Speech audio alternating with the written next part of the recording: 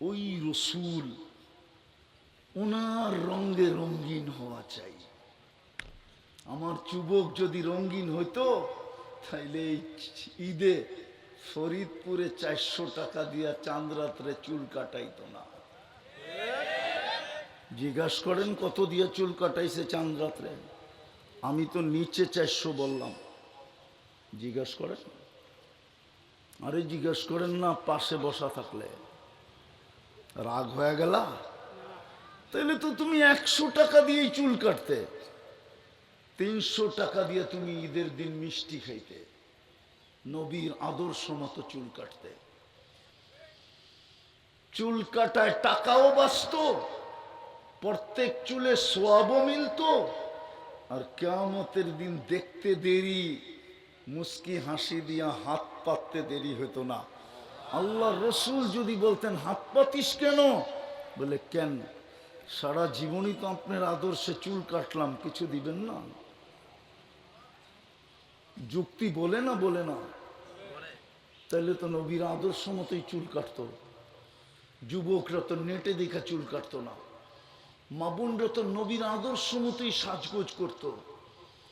তাইলে এইভাবে তো ইউরোপিয়ান স্টাইলে তো সাজগোজ করতো না। নিজের দাম রাখতো।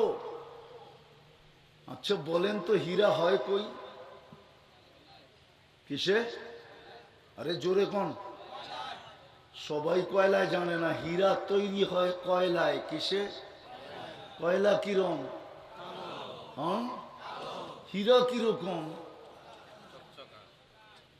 হীরা কিরকম? সবচেয়ে উজ্জ্বল, সবচেয়ে চকচকে, সবচেয়ে সাদা, ঠিক না? তৈরি করছেন কই? হ্যাঁ, হীরা কিসের পদার্থ জানেন? কয়লাকে কার্বন বলে, কার্বন। হীরা কার্বনের পদার্থ। কয়লার কেজি কত?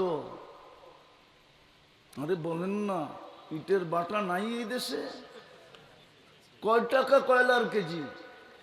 বলুক না, উনি তো ব্যবসায়ী মনে হয়। কয় টাকা কয়লার কেজি? 70-80 টাকা হবে, উঠতে গেলে 100 টাকা, এর উপরে হবে না। হীরার কেজি কয় টাকা?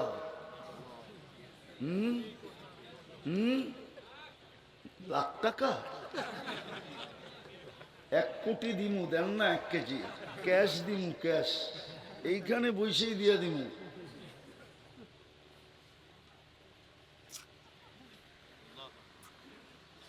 দুনিয়াতে কোনো 1 কেজি ওজনের হীরা নাই।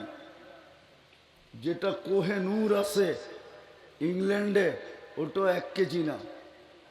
1 কেজি ওজনের হীরাই নাই দুনিয়াতে। আমাকে চিনাইতে হবে না, আমি কিন্তু ব্যবসায়ী, শুধু হুজুর না।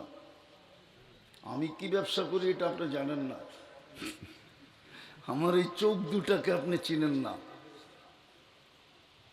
আমি চিনি হীরা, আমার চোখ চিনে, আমি দাম জানি।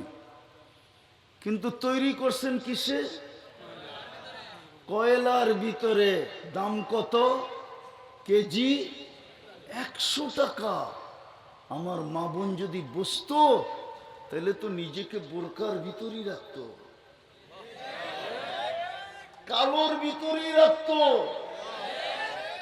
সে যদি জানতো যে আমি হীরা, আমাকে কয়লার ভিতরে, কালোর ভিতরে শোভা পায়, তাইলে সে কোনোদিন এই রঙে চলতো না। আমার যুক্তি লাগলো কি লাগলো না জানি না, আপনাদের যুক্তি বুঝে আসলো? আমি যুক্তি দিয়ে বলতে চাইলাম, তাহলে এরকম চলতো না। যুবক এইভাবে চুল কাটতো না।